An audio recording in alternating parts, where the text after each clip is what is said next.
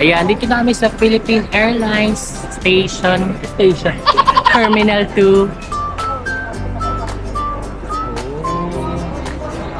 So, lilipad tayo via Philippine Airlines.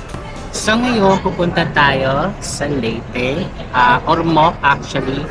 Ang Ormoc City ay ang aking mother's birthplace. So it's March 29.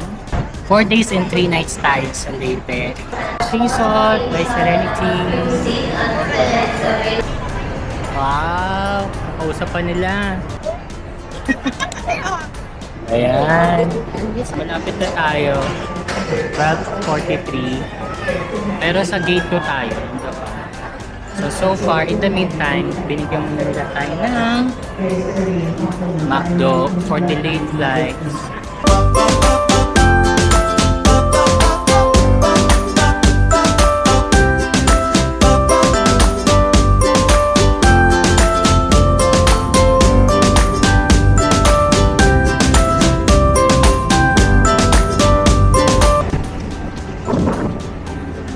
Bye-bye!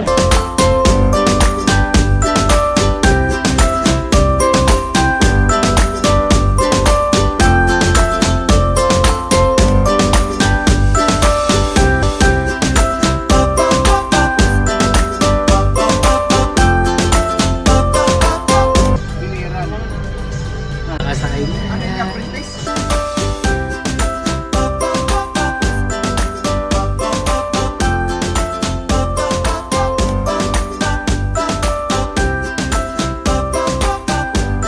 Guys, update lang. Nandito kami sa room. Pero grabe yung biyahe. Out in the back. Alamig. Wala niya sa tayo dinner. Of course. Tiyanan. Magic. So, babalik na kami. Kasi gusto ko na mahiga para makapag-start ng kinabukasan. May energy tayo.